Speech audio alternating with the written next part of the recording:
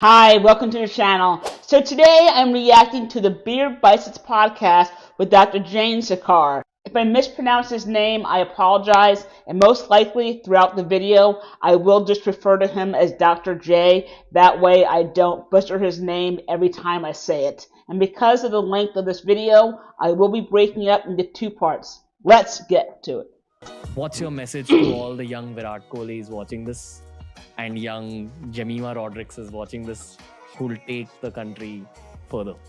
I'm so glad you used the second name. I think when I watch the women's league, it's like watching a new emerging kind of activity. Vikings would always invade with the women as well. Okay, all right. We need to be Vikings now. You notice I'm not disputing it. So, why are you doing this podcast? I'm doing this podcast, one, because I like you. Huh?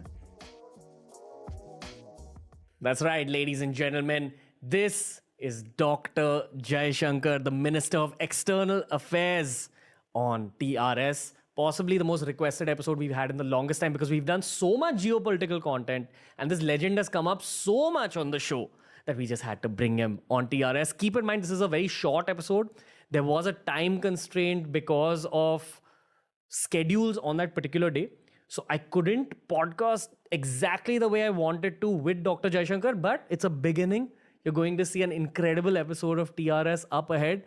Special thanks to MyGov India for making this happen.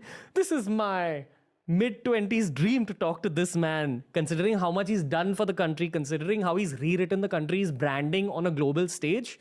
This was a great icebreaker with the legend. As I said earlier, I was a little nervous to speak to the cabinet ministers, but Dr. Jaishankar made me feel extremely comfortable. That's his actual real life vibe if you're a young, motivated Indian. And that's what this particular episode 1 with Dr. Jaishankar was about. It was about the young, the new, and the motivated India. I hope you enjoy this particular episode. I hope every single young Indian watches this episode because, to be honest, jokes apart, we're living through some intense times and we need to turn to people like Dr. Jaishankar for guidance about the future. So I'm going to let you slip into the episode. It is a slightly shorter episode. We will come back with a much longer one with Dr. Jaishankar. But for now, enjoy this legendary piece of TRS. Something to note is that this is a great way of reaching young Indians because that is what the demographic of Ranveer's show is. Dr. Jaishankar, the most requested podcast possibly that we ever had. How are you and why do you think that is? Oh, I'm good. Been a busy few weeks. Okay. But I would say probably people are more interested in foreign policy. Nowadays. And maybe they'll come to watch you. So, I mean, geopolitics is one of those subjects that people have been lapping up only recently, but lapping it up heavily. And you're the poster boy for everything that's happening correct geopolitically for India. Okay, that's good to know. But in a way, it's natural. Look, what do we do most of the time? You get up in the morning. First thing you do is reach out for your phone, right? And see what is it you missed when you're sleeping. Now, what it's done is it has connected us completely to the world. Yeah.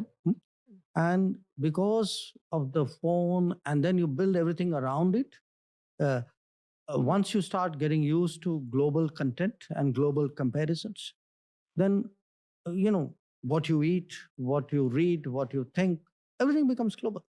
Phones and social media are great. However, they both have the downfall of actually disconnecting us from reality and living your life, especially social media. Yeah, that's why they call it globalization. Okay. Simple question for you. Who is Dr. S. Jaishankar, the man? Like that people don't know. I'll tell you why. Right now, you're very popular on shorts and reels for your very aggressive comebacks and your very aggressive responses. And in many ways, I feel like Virat Kohli and yourself are the faces of young India. in some ways. This is how young India There's a thinks. slight age difference between Who is us. that guy? No, but you're still the guy young India is like cheering for. When we see you up there talking to all these people from other countries, we're like, yep, that's the response that they should get. Look, uh, I'm a trained diplomat whose general SOP is, play it cool, sort of don't make too many waves, etc. Now, partly I've transitioned into being a political face. Okay. But even I would say the diplomatic side of me, which is still very deep, after all, I've done it for 45 years, maybe more now. It's like this, I'm very nice to people who are nice to me. When I get pushed, I think it's natural to push back. And one of the things that has been happening to a bit is in the last year and a half, people have been pushing us a bit. This podcast was published in June of 2023, and the year and a half of pushback that he's talking about, a lot of that has to do with India's neutral stance on Ukraine. Even today, India is still getting pushback on that. It's not that India is supporting Russia, it's just that India is trying to stay neutral and is currently trying to push for the conflict to actually be resolved by diplomatic means. I feel, it's you brought up Virat Kohli cricket analogy. If you get a few bouncers, Kohli? you Kohli? you want to do something with it, no? Hit that pull shot. Yeah. Okay. When you say the sentence "when I get pushed," in many ways, your "I get pushed" is actually when India gets pushed. Absolutely. And you are the personification of India on a global scale. Keeping that in mind, I want to ask you why PM Modi said that you have adbhut thoughts. No, he didn't exactly say adbhut. I think he said वो अंदरूनी कि उनको बहुत अनुभव है. Look, to be very frank, we had got off a plane. I was myself a little bit zonked getting off the plane. Can someone translate those terms that they just talked about, please? And he was talking about just outside to a group of supporters. And I guess, I didn't ask him after that, okay? I guess what he was really saying is, look, this guy has watched a lot of people come and go. So he's seen a lot. So maybe you should talk to him and ask him what's different. What's your gauge? Or what's different? Yeah, about you? No, I don't think it was so much what he was talking about me. He was actually saying that, look, guys, talk to him because he will tell you how much, the prime minister's visits have changed, how much foreign policy has changed, how much the country has changed. So it was more my thoughts rather than me as a subject that he was talking about. That's my take of it. I think it's one and the same thing. Whatever. Okay. I had Ishant Sharma on the show yesterday. Oh, he's a really? cricketer. Okay. And he spoke about how after a certain point, because you've played so much cricket and you have so many experiences that you've had, your pattern recognition improves. Some people would call pattern recognition intuition or the sixth sense. Mm-hmm. I am 100% sure that even on a geopolitical scale, there is a role of your sixth sense. Absolutely. I agree with you. Can you talk a little bit about this? Like a slightly higher level of pattern recognition, or even go one level higher than that? Is there like a spiritual aspect? I mean, I use that word cautiously. No, look, what happens is, I think part of being a diplomat is the ability to actually read people.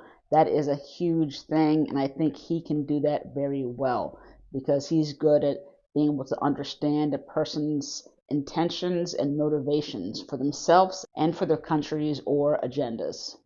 this is partly experience, but it's partly also hard work.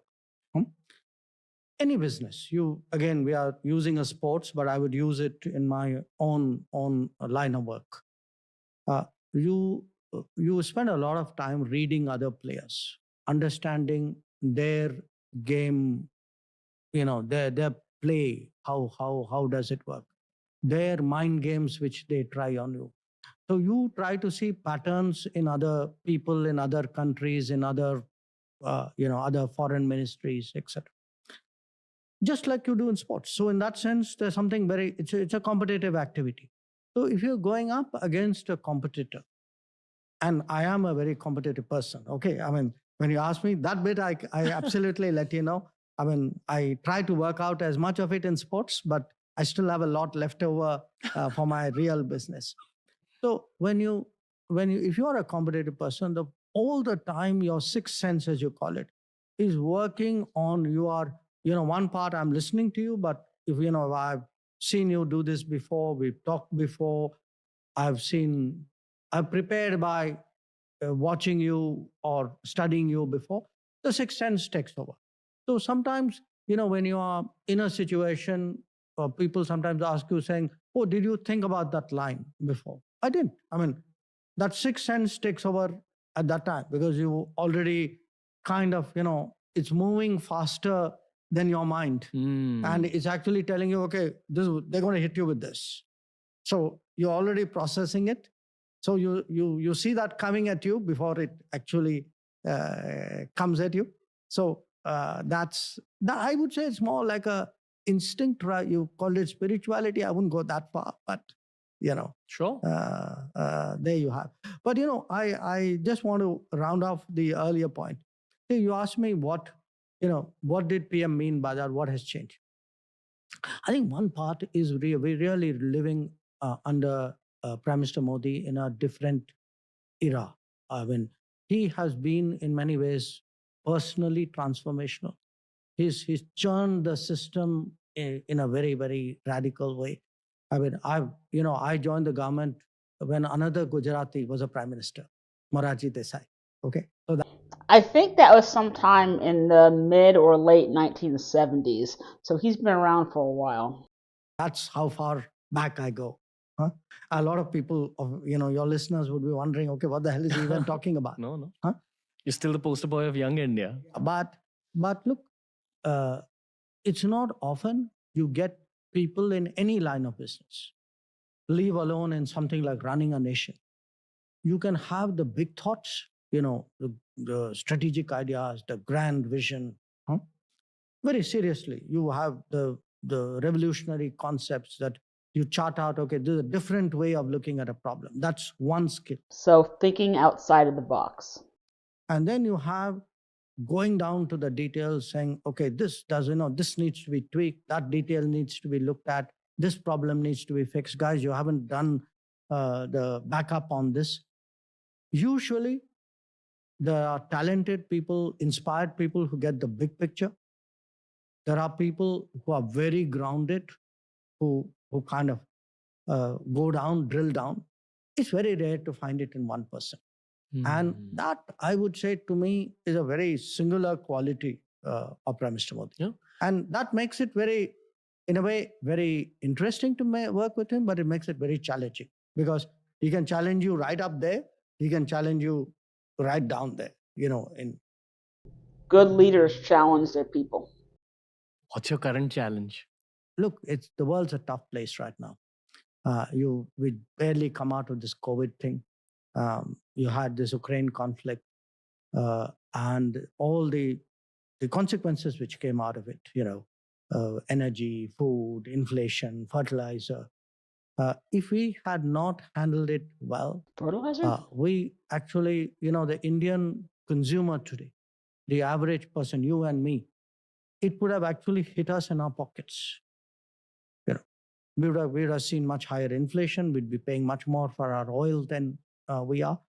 So I'm actually looking at the world where everything is coming at me at the same time. There's a health issue coming at me. There's an energy issue coming at me. I have a set of border problems on the border areas with the Chinese. I have the pending, the old problem with the Pakistanis who, have been doing terrorism for so long. It's insane that the West still favors Pakistan over India, even though Pakistan is a terrorist state. And at the same time, I'm growing. My people are traveling abroad. And for me, one big part is how, foreign policy is not a kind of a board game or an academic exercise. It actually affects every person. So in my own mind, it's like, how do I get this foreign policy for you personally, right? How do I secure you when you travel? How do I look after you when you get into problems? How do I make sure, if you're a student, that you can work on the side and support yourself, or that you don't have to wait for 2.5 years for a visa by a foreign embassy? So it's, as I said, I've also learned, it's the small things, it's the big things, you got to get them both right. The one truth I've learned about geopolitics is that it's money oriented. If you have the money, it helps you geopolitically. The second truth I've learned is that, and this I've learned in the last 3 days speaking to the cabinet ministers, All right. is that the role of entrepreneurs is just do your own thing, create employment, increase the exports of the country, help the country become richer. Would you like to give the youth and especially entrepreneurs any other geopolitical advice when it comes to this? I don't want to use the phrase India versus China, but this whole scenario. How can we help? No, I think you're smart not using that phrase India versus China for this reason. Yes, we have issues with China, but that's not the only issue. I mean, we have to be fundamentally competitive. Hmm. If I do not have the factories, if I do not have the as you say, the entrepreneurship, the businesses, the startup, the agriculture, the infrastructure, it's not just the Chinese. The rest of the world will also run over me. So, it is, at the end of the day, there are roughly 200 nations in the world. Okay, maybe about 125, maybe much smaller. Okay, after that, once you start grading them, there will be a zone. Okay, there'll be a zone of countries who constantly compete with each other. They could even be friends. The US and Europe are friends. They compete like hell. Okay, so you'd have a Europe, you'd have an America, Russia, China. Then you add, maybe countries who are economically smaller than us, but they would compete in certain fields. So, I mean, say, for example, you have a Vietnam. Vietnam is a much smaller economy. But the fact is, Vietnam competes when it comes to certain kinds of investment. Okay. So, the bottom line, I think what the young people need to know is that today, it is all about building strengths. I think another example would be Taiwan is competitive because of the semiconductors. That when you say make in India, when you say startup India, when you say Gati Shakti, you need, nobody is going to manufacture in India if your infrastructure is lousy. Okay. So they need to see the smart ports, the good roads, the rapid movement of goods. Now, if you have to do all this, if you really need to create jobs, to me, at the end of the day, it's all about creating jobs and opportunities. There are many roads to it. Even foreign policy, I would say, especially foreign policy, is one road, which is our job is also to market India, to brand India, to make India a magnet so that the rest of the world says, okay, these are responsible guys, these are safe guys, let's go and do business. They're not going to steal your stuff. Okay. Basically chase excellence, create employment. Absolutely. And as we move forward in this chase of individual excellence, you will achieve national excellence. Absolutely. Okay? Absolutely. In the sport of in the global sport of geopolitics. Absolutely. All right. Well said. When you meet one of our rival nations' foreign ministers, like we saw you doing the Namaste to Bilawal Bhutto, what is your interaction with him, which the news doesn't capture, which only podcasts can potentially capture? Can someone tell me what country that diplomat's from, please? And what's your interaction like with, say, the Chinese foreign minister if you meet him? Diplomacy is an art of detail in a way. Okay, there's a lot of nuance, body language, how you dress, what you say, how you look, how you hold your hands or don't hold your hands. So all of this counts. It depends on the person. It depends on the situation. It depends, the context, National the relationship. Yes, that also. Okay. So you try to use. It's a bit like a choreography. So you use that occasion to do the signaling. I could modulate it depending on that. So it would depend on the situation. So there are times and occasions. So I wouldn't say there's a single formula. Okay. Very raw question for you. So please. So pardon me if I'm crossing a No, line no, here. no. What's the most pissed off you've gotten at one of these meetings? I'm sure something would have been said that just irritated you as a human being. And what was your response? And you don't need to name, or you can name if you wish. Rarely by personal things, because mostly I've learned to absorb it. I take it's par for the course for me. Yes, Okay. sir. What happens is things do get under my skin, and I give you a recent example. I've spoken about it. I was actually landed, I forget, from Bangalore or something on a plane, and I saw this picture of this guy climbing up the Indian High Commission in London and trying to pull down a flag. So absolutely, it got under my skin. So, or if people, they try and score points, I personal points, I just shrug it. Okay, I put. But if I feel in some way the collective I, in some way is demeaned or attacked or something, yes, that's when I said, when I get pushed. Okay, I mean that I, as you rightly said, is not me the I, but I the India. But that sense that somewhere, if you're not given the respect, or you're not, if your people are condescending, or sometimes people ambush you. Okay. Thank you guys so much for watching. Once part 2 is up, I'll put it right here. Not that I'm comparing myself to Dr. J, but I can understand somewhat being in the public limelight with my YouTube channels, because it does expose me to trolls. But over the last few years, I have learned to ignore them and to shrug it off. If you got any value, please go ahead and smash that like button.